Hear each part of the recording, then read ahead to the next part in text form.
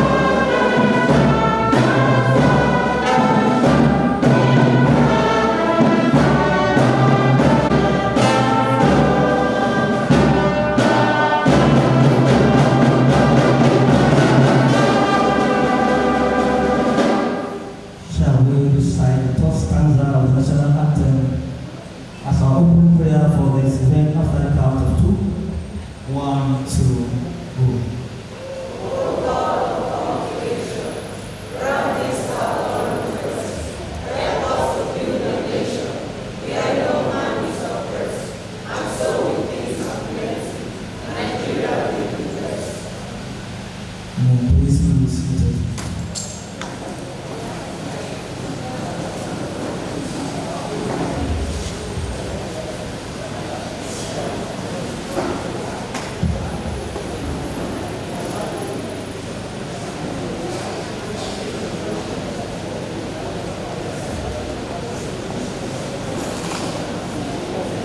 The Vice Chancellor of the Federal University of FULafia and Chairman of this occasion, Professor Mohammed Isakila, Principal Officers of the University here present, Chairman of the Committee of Provosts, Deans and Directors of the University, Chairperson of the Inaugural Lecture Committee, the Inaugural Lecturer, University Auditor, Provost of Colleges, Deans and Directors, esteemed members of Senate of Federal University of FULafia, family, friends and associates of the Inaugural Lecturer, heads of security agencies, invited guests, members of the university community, gentlemen of the press, ladies and gentlemen, you are all welcome to the inaugural lecture series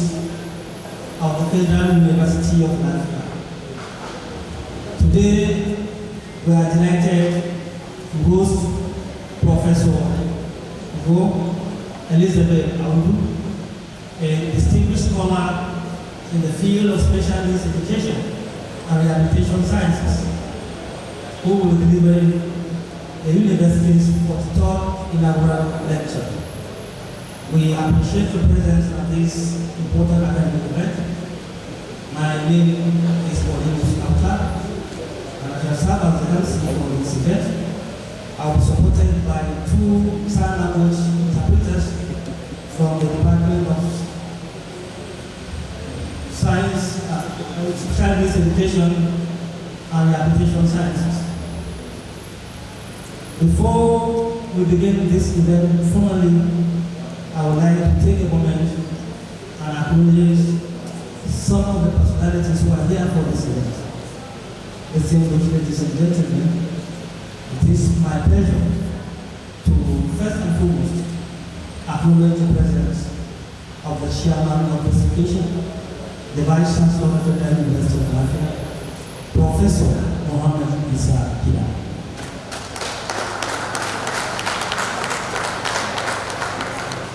I would like to welcome the Deputy Vice Chancellor of Academic Affairs, Professor Aundu.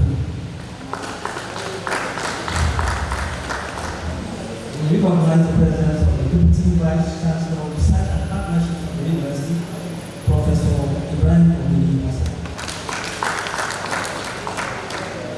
We welcome the Registrar of the University, Dr. Aundu. We have the Bossa of the University, Mr. James Aundu. We'd like to acknowledge the presence of the University Librarian, Professor Aundu. We also have the University Librarian Deputy, who the ruling office by the special guest of Prof in July this year, Professor We would like to welcome the chairman of the Committee of Provosts, Deans and Directors of this university, Professor Aundu. We welcome the chairperson of the Inaugural Lecture Committee of our university, Professor Josephine. We recognize the university monitor and the Dean of Social Sciences of this university, Professor George. We'd like to specially introduce to you our 43rd inaugural lecturer, Professor Elizabeth, Professor of Special Needs Education and Rehabilitation Sciences. I'd like to also acknowledge the presence of former University Librarian, Professor Rebecca. We have former deputy vice chancellor, research and partnership professors, and directors of all our deans, provosts, and directors of the university who are here for the event. As a vice chancellor, permit me to also acknowledge some of the friends, family, and associates of the annual lecturer who are here for this event. We have Professor Inaugural from the University of Jos, joining us online for this program. Professor Roman, also from the University of Jos, they are all joining us. Mr. Michael, his son of the annual lecturer, and his wife, Mrs. Kato. They're here. We have Honorable Benji Uba. We have Dr. Gideon. We have friends of the annual lecturer of FULafia, Mrs. Josie Ubwa. See here? That's welcome, ma'am. Barrister Christine Gabo. Welcome, ma'am. Mrs. Esther Ashi. You're most welcome, ma'am. We have our Royal Highness FULafia, Mrs. Isi Buswa, Mrs. Patricia Ote, Dr. Comfort Abba, Dr. Salim, who is from Canada, Mr. and Mrs. Alebe, also from Canada, Teve Ali, also following us from Canada. We'd like to also acknowledge the presence of the Magazine by Nasarawa, Dr. Aundu II, we have Mr. Timothy Media, representing the Director of Social Umame Joshua, representing the state, Controller Vice Service, Chief Superintendent of Education, Musa Hamdalala, most welcome. The Controller and the Secretary of Controller and the Service. We have Noel Dangawa, the President Director of National Resources, most welcome, sir. Dr. Abune Michael from the Civil Defense Corps, most welcome, sir.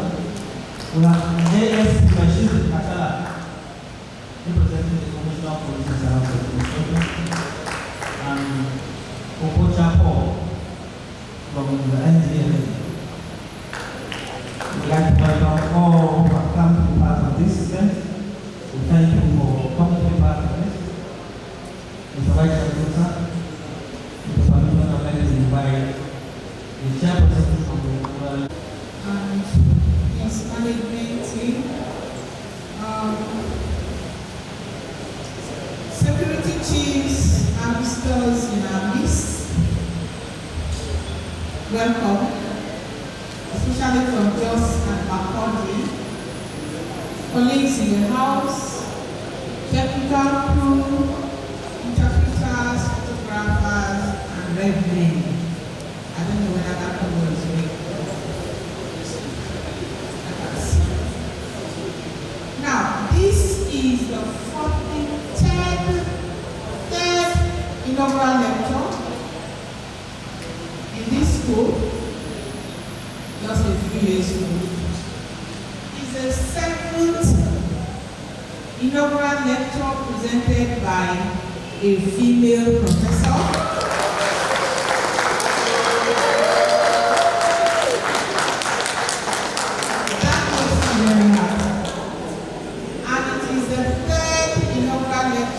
From the Department for Special Needs.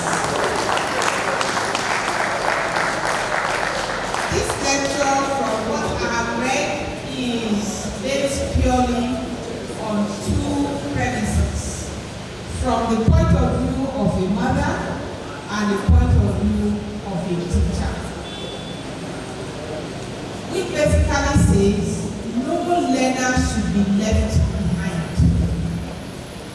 And so, learning disabilities should not define who our children are. They can be overcome.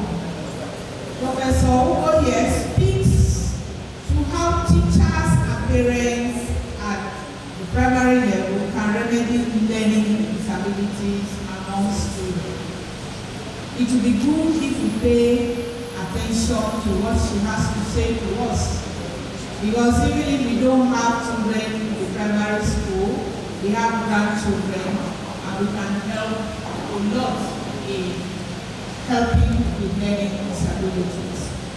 Please pay attention and learn and enjoy the listening. Thank you. Welcome remarks by the chairperson of the Inaugural Lecture Committee of this university, Professor Prof. Distinguished ladies and gentlemen, it is my pleasure to most respectfully invite the chairman of this occasion and Vice Chancellor of the University of FULafia, Professor Muhammad Isakida, for his address. Professor. Once in someone's lifetime, and if a professor is going to talk and you are here, you should please listen. Exercise patience throughout the event, and let us make it powerful and simple for the presenter.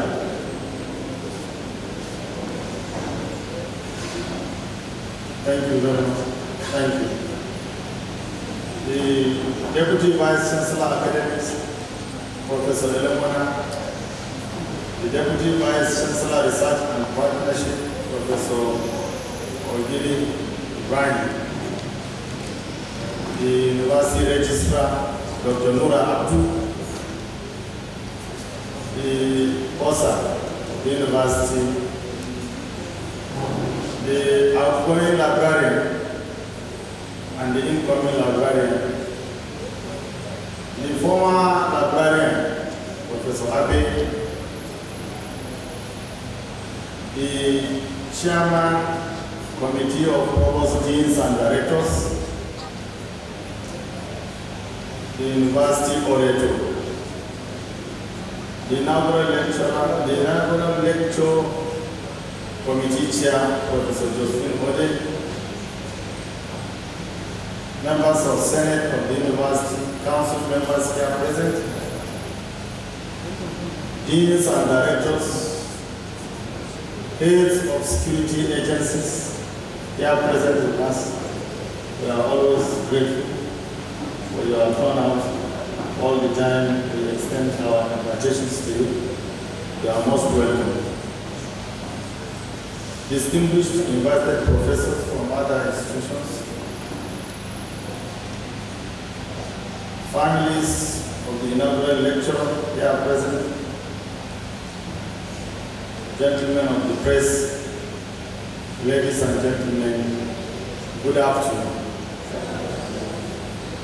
It is with profound delight and a deep sense of institutional pride that I warmly welcome our distinguished guests, respected scholars, members of the academic communities, students and friends of Federal University of FULafia to this historic occasion of the 43rd inaugural lecture of our university. Today's lecture, titled Identification and Reinforcement of Perceptual Skills Among Primary Schools Children with Perceptual Learning Disabilities, addresses one of the most urgent and intellectually compelling issues confronting contemporary societies, particularly within the African development landscape.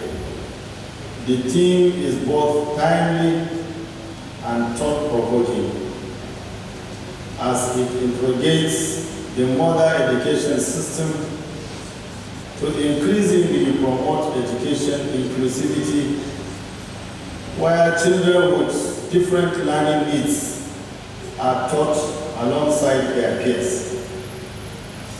This topic supports inclusion by exploring ways to identify children with perceptual difficulties and provide intervention. The inaugural lecture series remains one of the most cherished academic traditions of universities across the world. It is a scholarly platform through which professors formally present the trajectory of their intellectual contributions, research engagements, pedagogical philosophy, and service to humanity.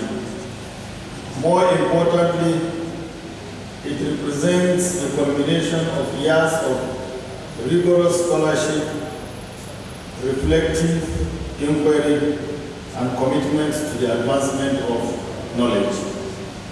Today, the lecturer, Professor Ugo Elizabeth Aundu, a professor of special needs in education and rehabilitation sciences, has distinguished herself as an accomplished scholar and researcher. Her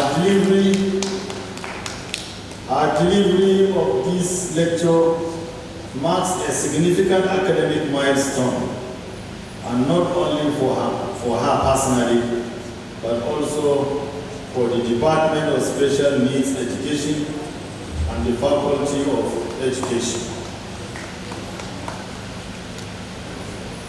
It is particularly noteworthy that this is the third inaugural lecture to be presented from the Department of Special Needs Education in this university. I think they deserve an applause.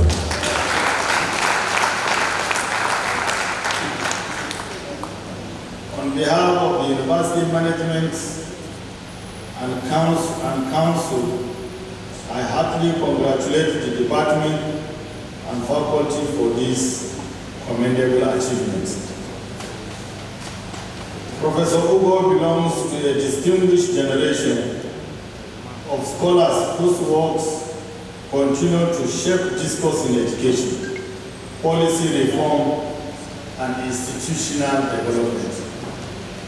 Her research output, widely published in reputable national and international journals, reflect intellectual depth, methodological rigor, and an enduring commitment to solving practical societal problems through scholarship.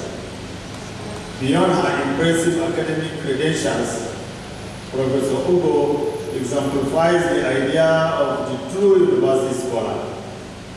She has consistently demonstrated uncommon dedication to teaching and students' development, fostering an environed atmosphere of intellectual curiosity and academic excellence among students and colleagues alike. Her passion for knowledge production and her commitment to human capital development makes her a worthy ambassador of this university. As a university, we remain committed to promoting interdisciplinary research, intellectual engagement, and policy-relevant scholarship capable of addressing national and global challenges. The Federal University of FULafia will continue to support academic initiatives that stimulate critical dialogue, encourage innovation, and strengthen institutional capacity for sustainable development. On this note, I wish to express our profound appreciation to the University Inaugural Lecturer Committee under the able leadership of Professor Josephine E. Ode for their sound commitment and professionalism in sustaining the culture of inaugural lecture within our university. Their dedication continues to enrich our intellectual tradition and academic heritage. I also extend sincere appreciation to the family, colleagues, friends, and associates of the inaugural lecturer, Professor Elizabeth Aundu, for the encouragement and support they have given her throughout her academic journey and in preparation for this lecture. Distinguished ladies and gentlemen, as we listen to this lecture, may we be inspired to rethink the future of education, inclusivity, institutional resilience, and development within our nation and continent. Once again, I warmly welcome you all to the Federal University of FULafia and wish you a worthy and intellectually stimulating experience. Thank you and God bless. Thank you. That was the address by the chairman of this occasion, the Vice Chancellor of the Federal University of FULafia, Professor Muhammad Isa. Thank you very much, sir. May I invite the University Orator, Professor.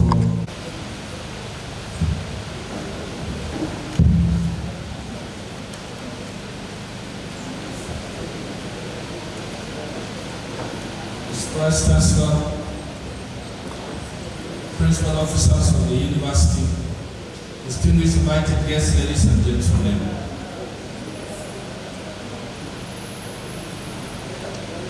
May I have the honor to invite the inaugural lecturer to please rise.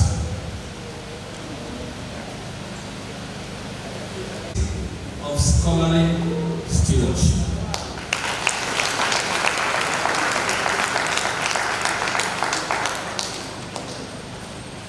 Born on October 31st, 1956, in Vandikia, Benue State, to the family of late Right Honorable Ubauye and Mrs. Rhoda Ubauye Atuka, she began her educational journey at the Demonstration Primary School in Park, 1963 to 1969.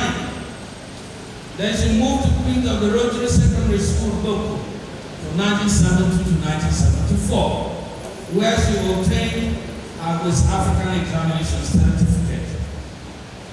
In 1980, she gained admission into the College of Education, Katsina, where she studied English history, graduating in 1983.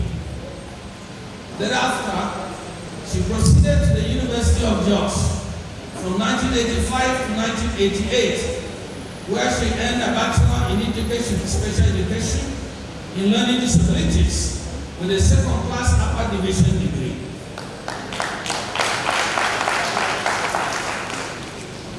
She returned to the university for her Master's in Special Education from 1989 to 1990, and later back her PhD in Special Needs Education in 2010. She attended the Harvard Business School in the United States of America, where she earned a certificate in leadership decision making in 2013, and Strathmore University in Nairobi, Kenya, where she also obtained another certificate in integrity in public leadership in 2014. Professor Ugo's academic career is marked by steady progression and excellence. Soon after her National Youth Service at the Command Secondary School, Ruba Barracks in Jos, she took an appointment with the Plateau State Ministry of Education from 1984 to 1990, and they moved to Command Day Secondary School, Jos, from 1991 to 1996. She briefly worked with an NGO, Rafika Foundation, from 1997 to 1999, and the Standard Organization of Nigeria, SON, from 2000 to 2004. She will later join the University of Jos as an assistant lecturer in the Department of Special Education and Rehabilitation Sciences from 2004 to 2019. She transferred her services to Federal University of FULafia as a senior lecturer in the Department of Special Education in 2019 to date, where she has risen to the rank of a full professor. She has served as a pioneer coordinator of graduate programs in the Department of Special Education here at the Federal University of FULafia. As the Vice Chancellor beyond the classroom, she has held significant administrative roles, including acting head, special needs education, unit coordinator, sign language interpretation and communication, head of unit, community-based rehabilitation. She has also served as external examiner to the University of Jos. She has supervised 6 PhDs and numerous masters and undergraduate programs. Professor Elizabeth Ugo is a rare scholar stateswoman. Between 2011 and 2015, she served as Honorable Commissioner of Education in Benue State.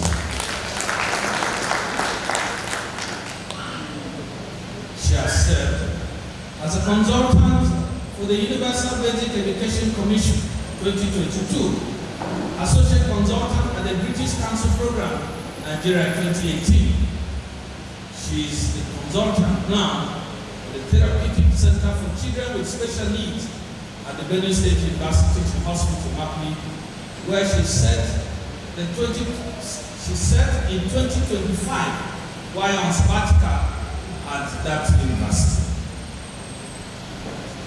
This stateswoman is also an activist and has served the Academic Staff Union of Universities in a very critical position, being a treasurer from 2010 to 2011. She has also served as Vice President of the National Association for Exceptional Children from 2021 to 2025.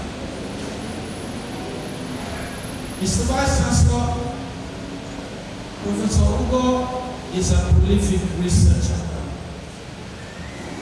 has published extensively, as you had acknowledged, in national and international journals on topics ranging from auditory perceptual skills to inclusive pedagogy and policy implementation challenges. Her contributions have been recognized with numerous awards, including but not limited to Fellow of the National Association for Exceptional Children, Award of Excellence from the Association of Women in Colleges of Education, and Award for Outstanding Contribution to Teachers' Development by Worldview and British Educational Supplies Association. And she's a professional member of several professional bodies, including the Teachers Registration Council of Nigeria, National Association of Exceptional Children, Curriculum Association of Nigeria, and Nigerian Association of Special Education Teachers.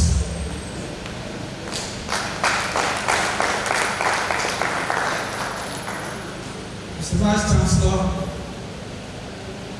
Professor Ugo is a dedicated Christian. She's happily married. To late Major John Ugo until 1992. She's now a widow, but still a devoted mother of 4 children.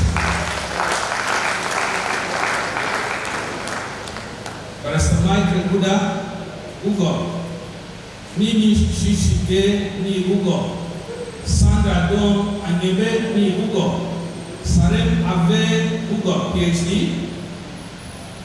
Professor Elizabeth Ugo is not only a mother, she is a grandmother of 6 children.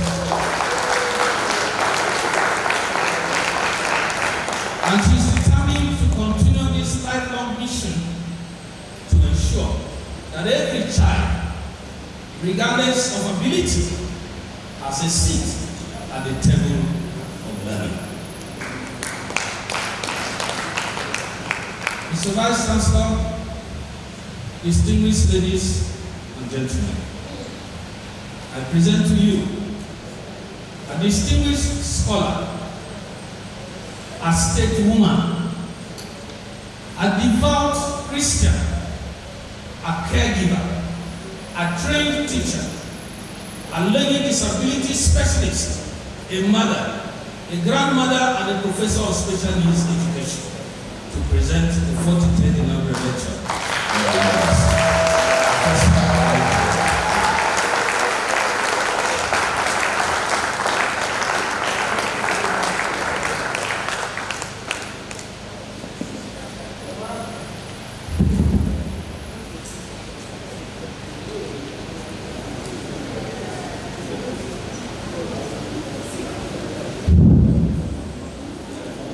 The Vice Chancellor of the Federal University of FULafia, Professor Mohammed Isakida, the Registrar, Bossa, University Librarian, the Provost of Health Sciences and Medicine, and the Provost of Postgraduate School, Deans and Directors, Heads of Academic and Administrative Units, distinguished professors, and members of Senate, security chiefs, and other distinguished guests, staff and students of FULafia, my beloved family members and friends, gentlemen and women of the press, the professional and technical crew, good afternoon to you all. As has been said, I am Elizabeth Aundu. Growing up, I was in a family that had 6 children. I'm the second child and the first daughter. 3 boys, 3 girls. I came from a family that was literate and valued education. My father, the Right Honorable, particularly was more interested in we the girls acquiring education because he always felt that young girls should not get married and just sit at home and be completely dependent on their husbands. That there should be a way of you contributing to support your husband. And so he ensured that we, the 3 girls, more than anything, acquired good education. Today he is not alive, but his dream has been achieved. Growing up, I was going to be a lawyer, but you know how it happens. You have so much dreams, but by the time life begins to take its toll on you, things change. And so I got married, I started having children. I was to go to the university to further my education. My husband was a military officer, and you know how they move. Transfer from one state to another. And he said, listen, if you read law, you must sit in one office and be a magistrate in one village. I will be moving around the country, and I cannot afford to be a visiting husband. I want my family with me, so I want you to read education. Because while I'm moving around the country and going for courses here and there, if you are a teacher, you will be there for the children. And on holidays, you are there for the children. It made a lot of sense then. And so, I went to the College of Education and did my NCE. Then I applied to the University of Jos to read English education. But when the admission came out, I was given special education. Never heard of that course before. I didn't know what it meant. And as I went back to go and request for a change of course to what I wanted, somebody just said, why don't you find out what special education is? To cut the long story short, I found out that I registered for the course. Today, I can proudly say that I have no regrets reading or studying special education. So I want to thank God for that. Before I move on, let me quickly acknowledge everyone that is here. First of all, God Almighty for making it possible for me to be here today to present my inaugural lecture, the 43rd inaugural lecture. Thank you, Lord. And I believe and I pray that all will go well. Amen. My Vice Chancellor, thank you for being here yourself. That you didn't have to travel to Abuja for one emergency meeting. I thank God that you are here. The management and staff of the Federal University of FULafia, I want to appreciate you for the work you are doing with the Vice Chancellor.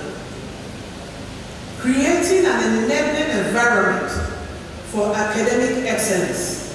God bless you all.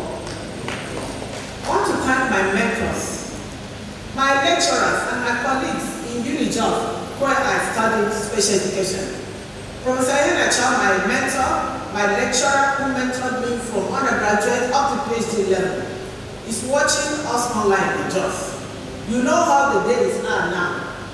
And so I encourage many people to stay and watch online. Because to come from Jos and Abuja and far away places to just come and sit here, you can as well watch me online and get the rest of the lecture.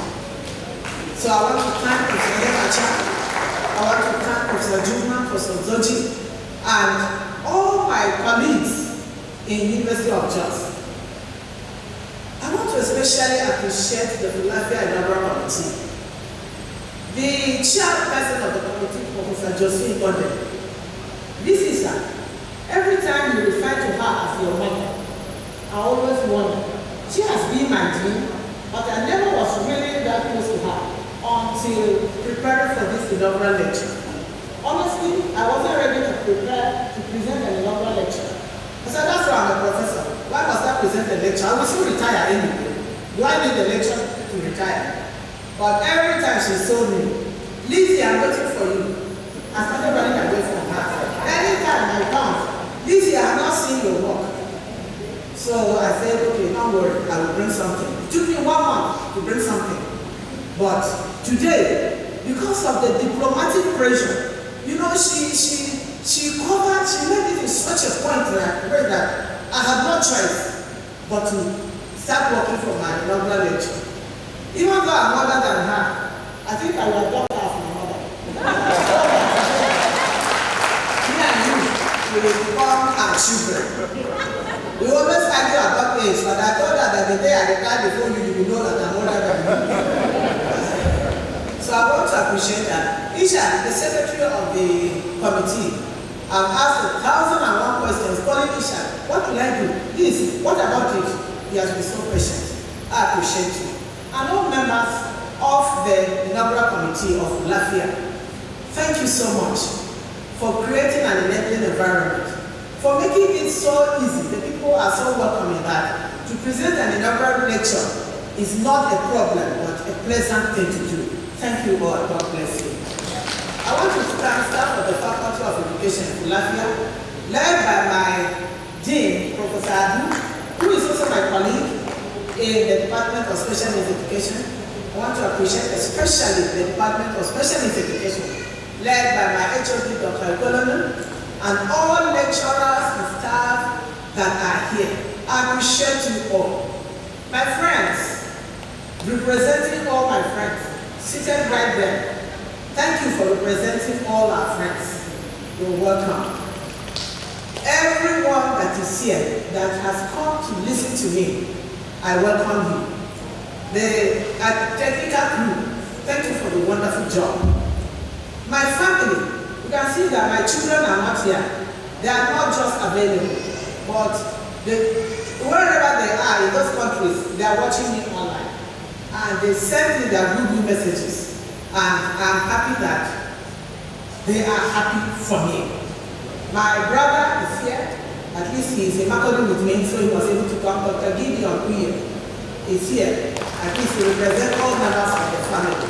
So I want to thank you all for being here as I take you through the lecture that I want to present. Just like the VC said, I do hope that you will understand what are going to say. Happy listening.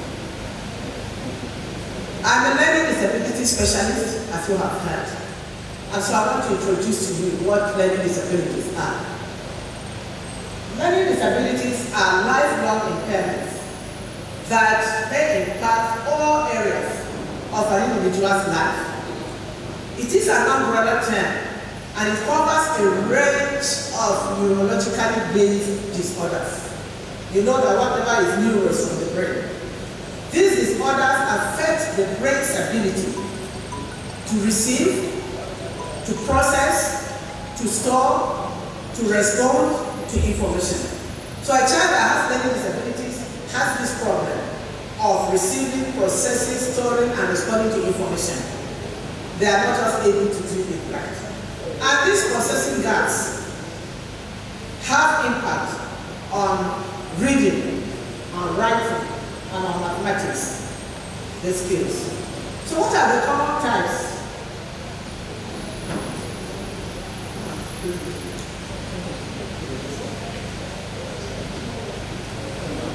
What are the common types of learning disabilities?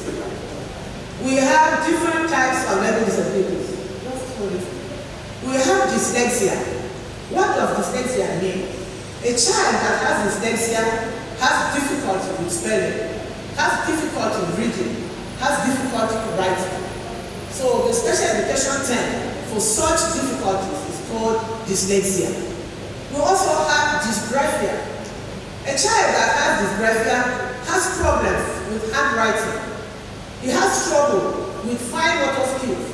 Fine motor skills are the fingers, the small hand, to be able to hold a pen or hold a Bible so that you can write well. When you have this problem, the child is not able to write well. So the child that has dysgraphia has a problem with handwriting. Why? Because the fine motor skills are not able to properly hold a pencil or a Bible for writing. They also have problems organizing their thoughts on paper.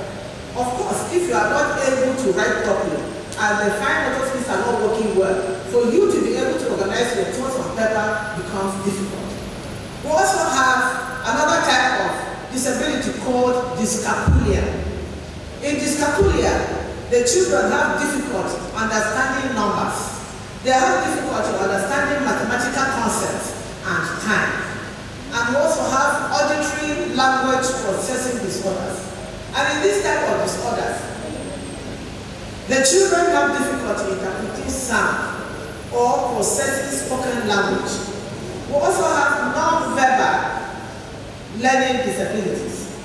And here, the children are not able to identify the non-verbal cues. For example, I see a child doing something wrong at home, and because there are people there, I don't want to shout, but from my face, the child should look at me and know that I should stop doing what I'm doing. But because that child has non-verbal learning disabilities, he cannot detect the cues from my face or from my body. He will continue doing what he's doing because he's not able to look at my face and know that what I don't want him to do is what he's doing. Now, when we have learning disabilities, we have to be able to identify these children. We have to be able to assess them, to know exactly what is wrong. That is the only way you'll be able to get to solving the problems with them. So when we look at identification, next slide, identification and assessment practices in Nigeria. Identification and assessment is a process that involves screening and diagnosis. And the screening and diagnosis helps to identify children with learning disabilities, the different types of learning disabilities. And as you identify, it helps you to be able to plan remediation for them. And so identification and assessment in Nigeria heavily depends on informal teacher observation. In Nigeria, in our schools, the teacher is the one that can identify the problems that the children have. And the teacher is able to do this by informal perform observations in the class. In this method, the teacher observes the behavior of the children in the class. The teacher analyzes the student workbooks. After you give assignments, you are able to analyze the workbook of the children, and then you see those that have done well and those that have not done well. The teacher also gives tests. Of course, we all know we went through primary school. At the end of the term, you are given tests, and there is a cutoff point for passing and for failing. 0 to 39, you have failed. 40 and above, you have passed. So this the same method that we use in identifying, in scoring and failing or passing children that are normal is the same way that the teachers in our schools in Nigeria use. And the teachers also are able to identify when you give a child a book to read and that child is not able to read properly, or when you read and ask questions, the child is not able to ask questions. Why? Comprehension has not taken place. So that is the role of the teacher. The identification also relies on academic analysis, such as tracking the poor academic performance. For example, like I said, when the child fails to achieve the expected standards, you just assume that this child is not performing well. But there is a problem with this kind of identification. It does not give you the exact problem that the child has. Most of these children, they end up being dropouts because they keep failing and being defaulted in school. But the problem is because the real tools that needs to be used to be able to identify the exact problems that the children have not been used. The standardized screening and diagnostic tests are not used. So the normal way of failing and passing and assessing is what is being used. But for children with learning disabilities, that is not good enough. In Nigeria, that is the problem that we have. And so it is difficult to be able to identify these children, to assess them, and to be able to plan the right kind of reinforcement or remediation for them. So, learning disabilities, perception, and learning. You learn when you receive as input to the brain.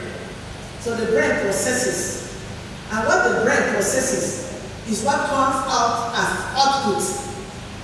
And so for children that have perceptual learning disabilities, the sensory data that enters the brain is not properly processed.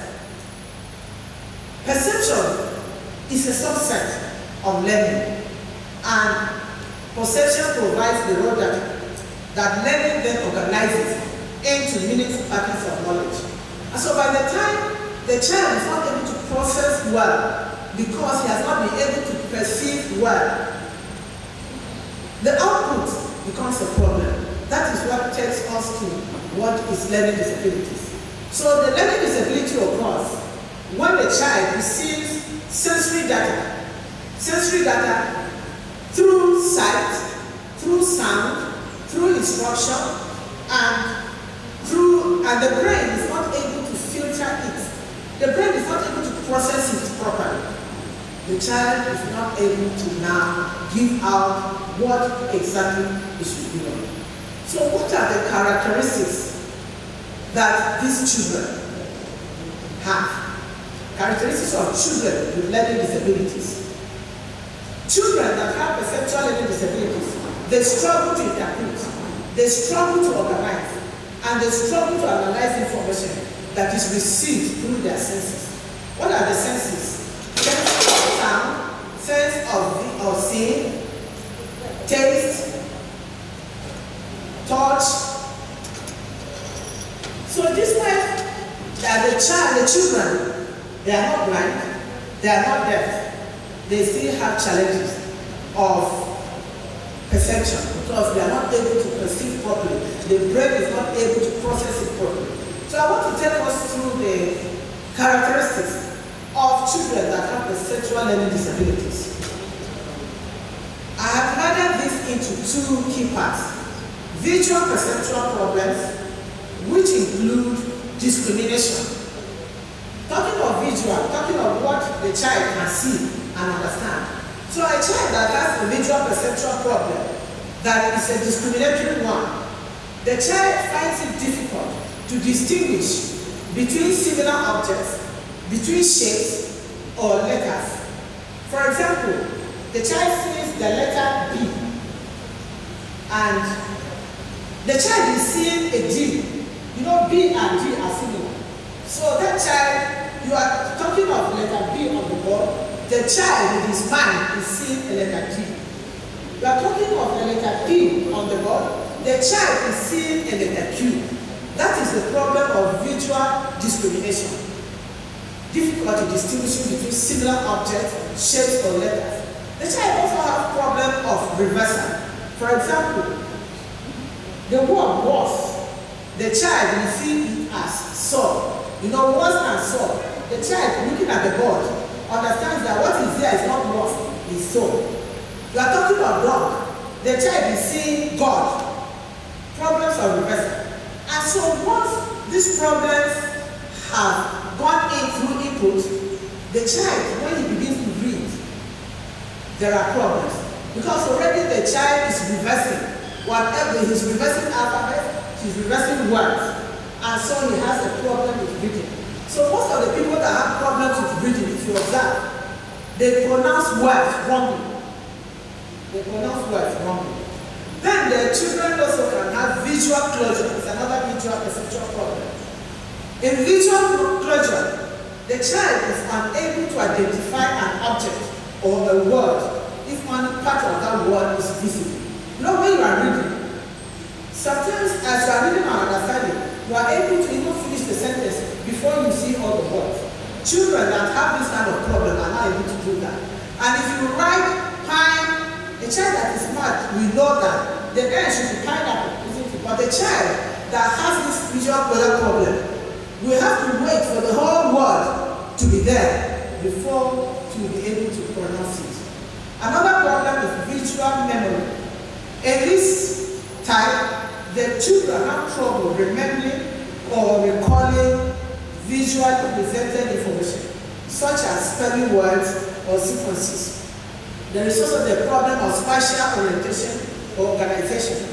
The children with this kind of problem have very bad handwriting. The type that the children will go jaga jaga, you know, because it is just anyhow. And they write offline. An exercise book has life. This kind of children with spatial orientation and organization problems, they will begin from the bottom of the book, go up, come down, they will fill about 4 spaces instead of just writing straight on the line. And they get confused with spatial concepts. You are saying left, right. The child is doing right, left, because of the spatial orientation, the organizational problem. They also have visual motor coordination problems that require eye-hand coordination. The children that have this kind of problem that require eye-hand coordination, when they take a scissors to cut something, it can never be cut straight because the eye and the hand are not coordinated. So you can cut it anyhow. And for them to be able to copy on the board, it's not possible. They'll just do it anyhow because the eye and the hand are not coordinated. We also have the auditory perceptual problems. What are the types of auditory perceptual problems? They include auditory discrimination. Here, the inability to distinguish subtle differences between similar sounds or words. For example, I say cat. The child may be hearing cat. I say cat. The child may be hearing cat. Now those subtle differences in the words, the child is not able to identify them. Or I say blue and blue. B-L-E-W. B-L-U-E. The child will find it difficult because of those differences. That is a problem of auditory discrimination. Auditory has to do with hearing, like I said. Visual, that I discussed before, has to do with sight, with seeing. So the child is hearing, but what he's hearing is not able to really understand it. And so he has that problem. Then there is the auditory. The auditory memory. Sequencing challenges. Here, the child is not able to remember order of items in a sequential list. For example, A, B, C, D, and you have finished analyzing it. A, B, C, D, E, F, G, H. James, tell me the words of the alphabet. A, E, F, J. The child is not able to say it sequentially the way it should be. That is a problem of auditory memory sequencing. The child is not able to remember, the child is not able to process and record the information that has been presented orally. Then, auditory blending. The inability of the child to put individual sounds together to form a complete word. For example, the phonics that make a man, M-A-N, when you write it together as a word, it's man. Children that have problems of auditory blending are not able to do that. And there are some children also who have this problem we call auditory lag. For this type of children, when you speak, as I'm speaking, there's no way they can get it. You have to break it into short sentences for the child to be able to get it. Or you have to give different instructions. If I say, Mohammed, go to the kitchen, open the drawer and bring me the spoon that is there. The much Mohammed can do is to go to the kitchen and he will stand there confused because he didn't hear the rest. So I have to say, Mohammed, are you in the kitchen? Yes, mommy. Open the drawer. Mommy, I have opened the drawer. Bring me the spoon. You understand? So that is a problem of auditory lag. It is, you drag it, the child has that problem. You have to speak slower or you have to give different instructions. How do you then handle this kind of children in the classroom? That takes us to reinforcement and remediation of perceptual learning skills. Before you do that, as a teacher, you have to understand that there is what we call in education perceptual learning style. Perceptual learning style is based on the premise that students learn in different ways. Some learn best by listening, that is auditory. Some by looking, that is visual. Some by touching, that is tactile. When they touch, then they are able to know that, okay, that is a goat. But before touching, they will not know. And some by performing an action, by jumping, by riding a bicycle, any action at all, that's the only way they can learn. And so in trying to prepare remediation skills for these children, teachers and parents have to identify the patterns in the gaps of the children to know what kind of style is this child learning from. In implementing the learning style approach, the teacher will assess the child's underlying abilities. In terms of perception, the teacher will now determine the child's strengths and weaknesses in learning through visual, through auditory or tactile styles. And then the teacher will now use the selected information to do an appropriate teaching approach. If a child is learning better through auditory perception, and you go and draw up a program on visual skills, of course it cannot work because the child is learning better. It's easier for the child to learn by auditory than by visual. And if a child that must touch has to, before he's able to learn, you have to draw out learning skills or issues that the child will be able to touch at every step so that he'll be able to touch and he will stay. And so once you are able to identify that as a teacher, you select the appropriate teaching approach and you now prepare the lesson for the children. After assessing the child's strengths and weaknesses, the special education teacher will now design an individualized education program. Special education must, for children that you want to help build their skills and make them better in class, they must have an individualized education plan. You cannot do a plan for 5 children. It's not a lesson plan that you are doing for the whole class. Every child has an individual plan because every child's problem is different. And that is why in special education you don't need to have so many children, because each child has a problem that you want to identify and it's different from another child's problem. So once you are able to identify all of those perceptual problems, you now do an individualized education program. In the education program, you apply specific skills, and it is important that you concentrate on the strengths of the child. Forget about the disabilities. Forget about the weaknesses of the child. Pick out the strengths of the child. You start from there in developing skills, specific skills for the child. And as the child is working on those skills and improving, you will discover that those areas of challenge are already being taken care of. And so this is what happens when you have these children with these particular problems. You plan for them. Now, having been in the field for over 20 years, studying special education and writing papers and presenting papers, what is my contribution to knowledge?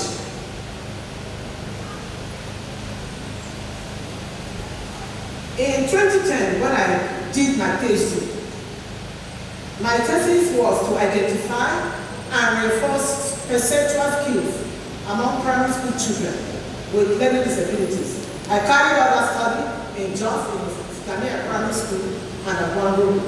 And the results showed that there was a significant improvement in the learning achievement of children after the reinforcement program. So you give the skills, as I said, after that you give the children a test. And you discover that the problems they had before are no more than they have drastically reduced. So the results show that there was a significant improvement in the learning achievement of children after the reinforcement program. This then underscores the importance of early intervention and reinforcement to help individuals with learning disabilities. The earlier, the better. We don't leave it on till they are in secondary school or university. My second contribution to knowledge involved an investigative study into teachers' awareness of deaf, blind comorbidity and intervention strategies in Nasarawa State here. The study assessed teachers' awareness of deaf, blind comorbidity and intervention strategies for the pupils with this kind of problem. Deaf blind are children that have problems hearing, children that have visual problems. You have those two disabilities combined. How are you going to be able to handle it as a teacher? The study was to find out if the teachers were aware that such a problem existed in their classrooms. And if they were aware, did they have any intervention program for the children? The study showed no awareness of deaf, blind comorbidity. Many of the teachers were not aware that they even had such children in their classes, that such children even exist, and even less aware of the needed intervention and strategies among both sets of children. It's so sad, because if you have such children in the class and you are not aware of them, how then can you remedy them? This goes to show that training of teachers and the training of special teachers is a must. That's the only way they'll be able to identify those children sitting in our public schools that a half-blind child can sit in front just so that he can see the board. The teacher doesn't know. Or a child that is hard of hearing can sit in front just so that he can hear the teacher. It's so difficult. So it is key. My third contribution to knowledge was a study on the effect of child's own group technique on the expansion of language fluency of stutterers. You all know what stuttering is. People that stutter have a problem with fluency in language. And a major finding of this study was that the child's own group technique had a great impact on the language fluency and improving the self-esteem of stuttering pupils. You know, when you're in a class with children, you are not able to talk. By the time the teacher asks a question, a child that is okay will stand up and give an answer and go. The stutterer will stand up, and in the next 5 minutes, he's not able to make a sentence. You know what happens? Children will be laughing, they will be telling you, sit down, you know, they'll be making jest of you.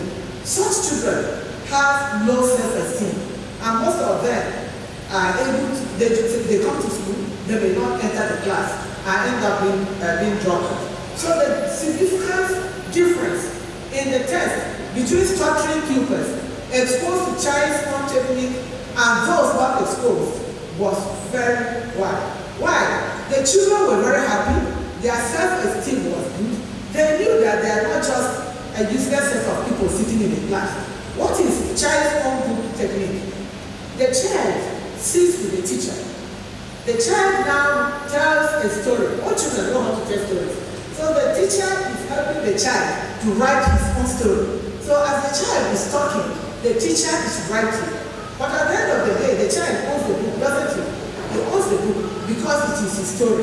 And so for children that are able to do this and hold their own book in their hand, it raises their self-esteem. They don't realize that they are going to be able to do better in school. The advice here is that teachers then should be able to help those children that are stutterers by improvising, ensuring that they are able to support them and help them.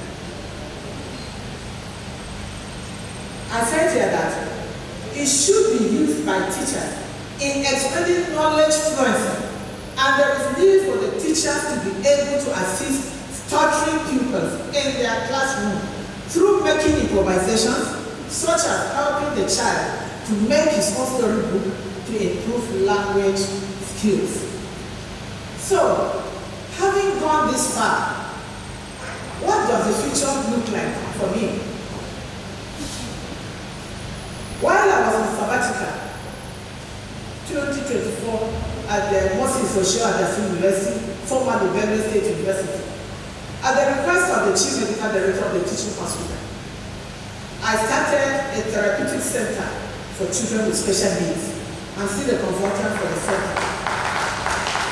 And having been in the classroom all these 30-something years, I had now the opportunity of working closely with children that have disabilities. The center, as I speak to you, has 24 children now. Those with autism, Down syndrome, cerebral palsy, speech disorders, and hearing impairment.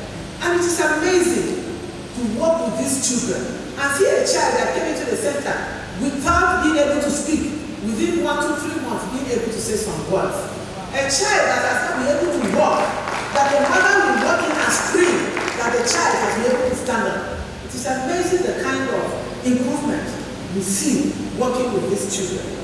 And so as I look forward to retirement, I look forward to being more involved with the work at the center, helping children. I have taught enough, let me now help the children so that they will also come on better. So what are my final thoughts to all of us? There is need for early identification and intervention. That need cannot be overemphasized in helping to prevent the extent to which children encounter educational difficulties later in life. Specifically, the perceptual instrument test should be used in identifying children with perceptual learning disabilities. It is not enough for a teacher to just give an exam and say you have failed, you have passed. You haven't identified the problem of the child. But there are tools like the perceptual learning disability tool test. You can use it and other tools too to be able to identify these children. This instrument can also be used by special educators to plan as well as provide special teaching programs to help children who are likely to fail to acquire the prerequisite skills and abilities for other subjects like reading and mathematics. So, what are my recommendations to you today? There is need for a diagnostic assessment center for children with various disabilities. A few years back, I know that the Federal Ministry of Education gave out a consultant to be able to draw out a plan for a diagnostic center in Abuja.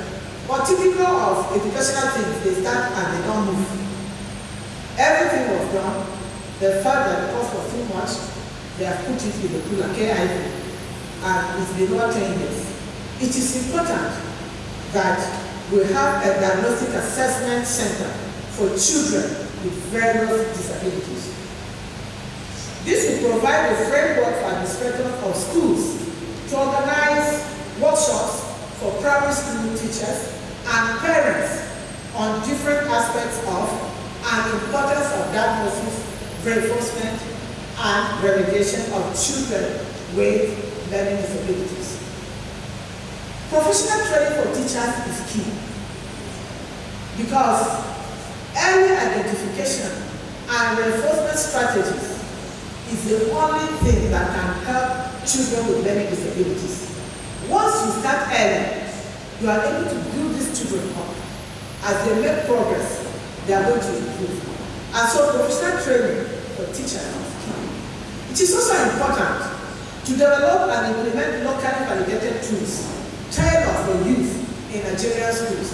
Because most of the time we import all of these instruments and tools. You bring them, the teachers themselves don't even know how to operate it. So how can you be able to use it for your students? But if you have a diagnostic center where specialists are meeting and people are rubbing minds together, it is possible that locally made tools and instruments can be made available so that special education teachers can use it to help these children. Prioritizing early intervention by introducing screening in primary schools to address challenges before they lead to long-term academic failure is very important. No, we don't do screening here. You just take a child to school. The child begins to fail. The school doesn't even know the history of the child. What happened when the mother was pregnant? What happened during labor? What happened after childbirth? How has the child been coping? What is the developmental space? The teacher doesn't know. The child is from school age and is in school. Problems begin to arise. If screening is introduced in our schools, by the time you take your child, the teacher does the screening and every problem that the child has had since the mother was pregnant up to the point of school is noted. So that when things begin to go wrong, the teacher knows exactly where to start and what to do. This also means that parents must be involved in the education of their children. They must know what is happening to the children. We know that pupils require considerable support, and the teacher is expected to make every effort in selecting appropriate methods and strategies alongside the materials to suit the individual needs of learners in the classroom. If a teacher is not trained, if a teacher is not exposed, like those ones that had deaf blind and they didn't know they had them, the children will ever remain there. But if that training takes place and teachers are brushed up once in a while, this is going to be able to help these children. And once the children are involved and they know that efforts are being made to help them, it makes learning more interesting. It promotes active participation from the children, and it brings real life experiences to the children because they are taking part in what concerns them. The teacher knows exactly what to do and how to go about to develop the skills for them. And these children are able to cope and continue with school even up to a higher level. And so what am I doing with us today? Together, like the chairman said, we can help children with learning difficulties to become achievers. It is not impossible. It's something that can be done. And together, if we put our minds to it, we can do it. Thank you for listening.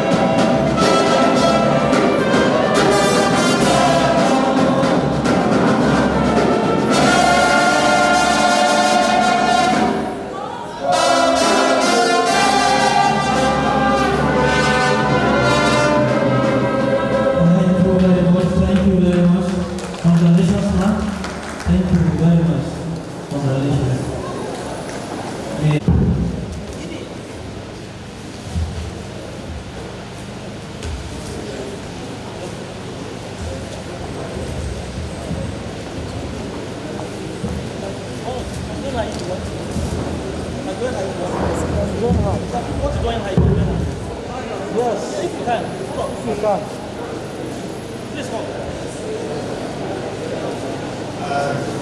is a certificate of merit symbolizing that you have presented your medical literature and your music.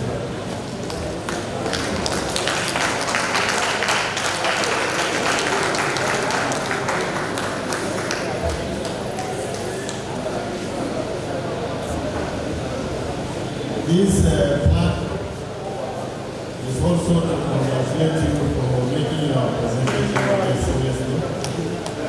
This plaque is found in every professor's office that has done his inaugural.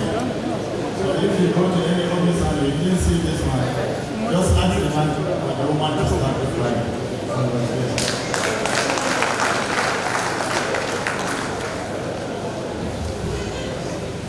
This is another very heavy concern. And I don't know whether it's not heavy because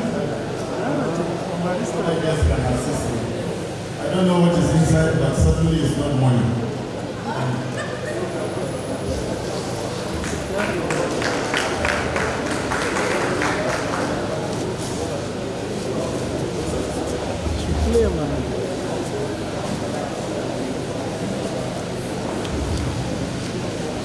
Thank you very much, Mr. Chairman. I invite Dr. Susan Diva for the vote of thanks.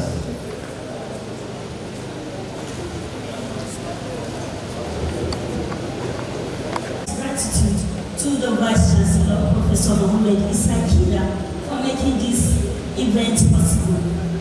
We also appreciate the management staff, distinguished Senate members of the esteemed institution for their unwavering support towards ensuring this event is well observed.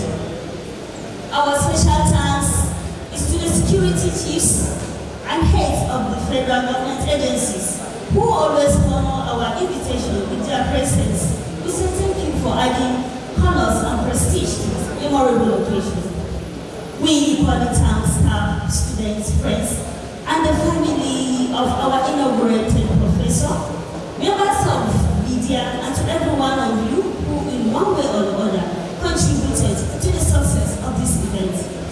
Ladies and gentlemen, you are kindly invited to the reception, which is right here in the hall, immediately after the photo session. Even as we look forward to seeing more of you in our subsequent events, we say go well to your right host as our prayers shall continue to be with you. Thank you. We have come to the end of the 43rd inaugural lecture of the Federal University of FULafia. And I request that we all be on our feet as we recite the national pledge as our closing prayer for this event. Now, all be on our feet, please. Shall we recite after the count of 2? 1, 2. I pledge to Nigeria.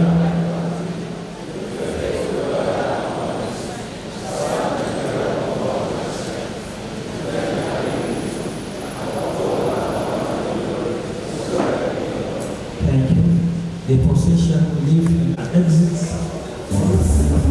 space for the Senate members, Vice Chancellor.